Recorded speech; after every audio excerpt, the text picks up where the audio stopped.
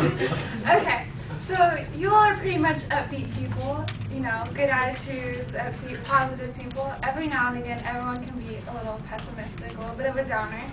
You know, you say something negative, you're just not in a good mood, or, you know, something really great happens to somebody, like your best friend found your car, and you're thinking, well, I hope, you know, we don't crash it right away. You know, pessimistic people, it happens every now and again.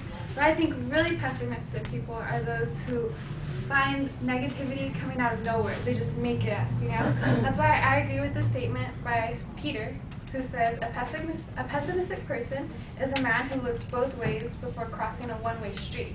A one-way street, all the cars are going to go to the right, and he's still, like, expecting something to come and hit him from, you know, the other direction. You know, you don't have to look one way, man. It's okay. You're going to be all right. So pessimistic people are people who take something out of nothing and make it into a big deal, a really negative deal.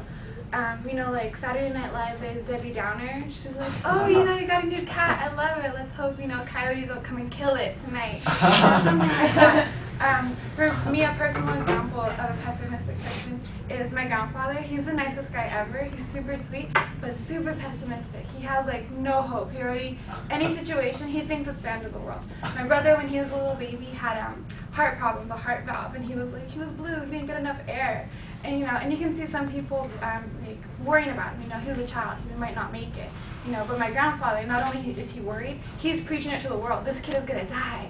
So that's not the best thing that my mom wants to hear right now. A young mother with a sick baby, and he's already like, you know, not just, you know, people are concerned. You can see concern, but dramatic, just it's over. You know, that's my grandfather. We were watching an Oprah episode a couple weeks ago. Oprah asked this family with a little girl who had just mental problems, what do you want? You know, she wanted to know from the parents, what do you want the world to know about children with this sickness? You know, and my grandfather, after the show was over, said, oh, that Oprah, she's just out to get people, man. What do you want?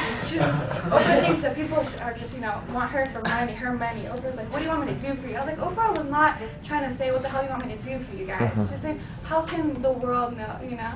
So pessimistic people can take something as, you know, Oprah is known for being charitable, helping the world. He took Oprah and made her Chris, just like that. You know, he made her Scrooge McDuck in 5 minutes. Pessimistic people, they do that. Also, let's see. I just think, you know, the world's a good place, and you can find, you know, negativity every now and then, you know.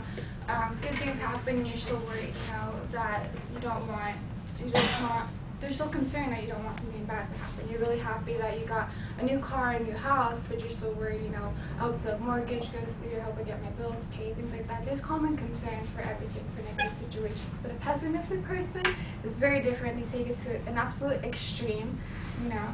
Oh, I'm going on a great cruise, you know, I just hope I don't get attacked by pirates the second I get on board. You know, something that's super dramatic. There's a difference between, you know, being concerned and showing some negativity, which is common, you know. It's stable, it's rational.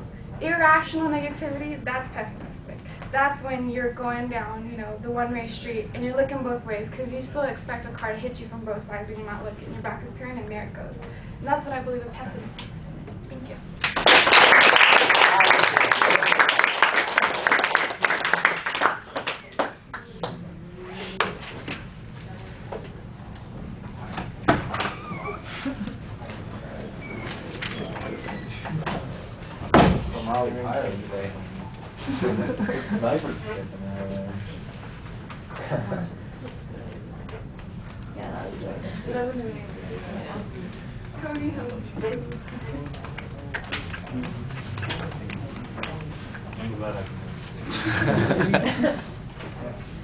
Yep.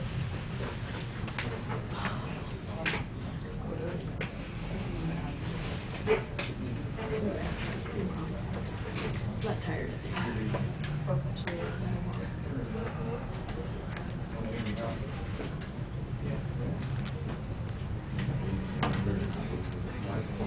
I'm probably going to swap like that. You do that like, hey, you get nervous, just look at me. I'm serious. Find me if you ever get nervous. Look into my eyes. I'm serious.